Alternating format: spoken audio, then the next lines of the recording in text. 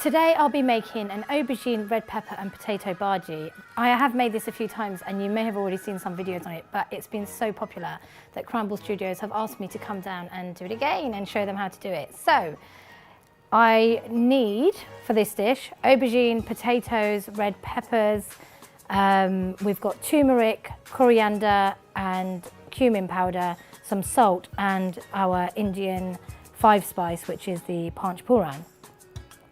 I'm also going to be using a Scotch bonnet in my dish, and I'll be using it whole. And the reason I'm going to use it whole is because if I take this little bit off here, it's going to make the dish too hot to eat. But if I just add it in as it is, it will give it a really, really nice flavour and a very small kick, but it will be absolutely delicious. So I'm just using one onion for this dish, which I'm cutting finely. I'm using a sweet onion actually, but any onion's fine. So I'm going to add 2 tablespoons of oil into the pan, and we're going to allow that to heat up. And then as soon as that's heated up, before we do anything else, the Indian 5-spice will be put inside the oil, and you'll find that it's going to pop, it's going to make a mess all over your cooker, but it's going to taste good, so you know. We'll put the tablespoon of panch pooran in there, allow that to heat up. So this dish is actually a dish from Bangladesh. It's a very, very traditional dish, and it's very few spices needed for it. And it doesn't take too long either. So this is really great for people who are in a hurry, or you know, you've got guests coming around. It's really colourful as well, but it's so full of flavour. So it's starting to pop now. So then what we do next is add a tablespoon of garlic and ginger paste. You can really smell that. The Indian 5-spice has got a really lovely nutty smell. So that was the onion that's gone in now. Now while we're waiting for the onions to soften, I'm just going to put a teaspoon of, about half a teaspoon of salt, but it is to taste. Now I'm going to add in at this point our Scotch bonnet. Now, as I said before, if you want it with just a really nice bit of a kick, but not too hot, add it in whole the way I am. If you want it a little bit hotter, in fact, if you want it really hot, just cut it in half and then chuck it in.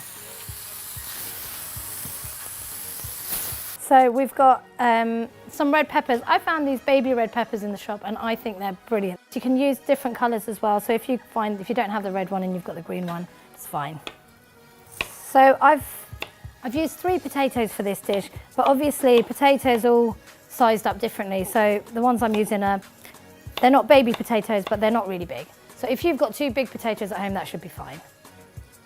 And then I'm just going to chop this aubergine as well. Now, if you cut this into smaller pieces, it becomes, at the end, it almost melts. So it's quite nice to chop it into cube size, which is a little bit bigger, so they don't completely melt into each other and you've got a bit that you can really bite into. So if you have vegan friends coming round for dinner, this is the ideal dish to make because it's so full flavoured. And I think sometimes vegans get a bit of a raw deal when it comes to their food because it seems to be quite bland, whereas this one's so full flavoured, and I think it'll be a real treat for them. I'm going to add now some turmeric, and I'm adding about 1/4 teaspoon of turmeric, a teaspoon of cumin powder, and 1.5 teaspoons of coriander powder. Give that a mix.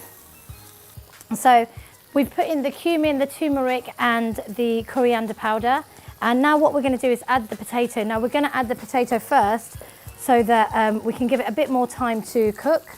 The other elements of the dish, the pepper and the aubergine, will go in a bit later.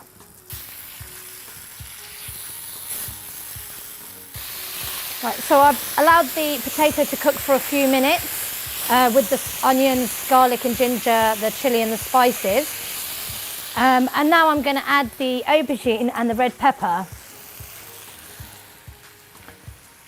It looks really nice and colourful already.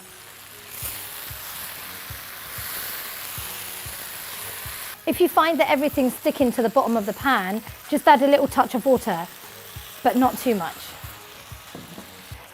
So always be aware with the potatoes, the type of potato you're using. If you're using like the really small salad potatoes, they don't cook very well with this dish. So just using a very basic, ordinary white potato is perfect for this.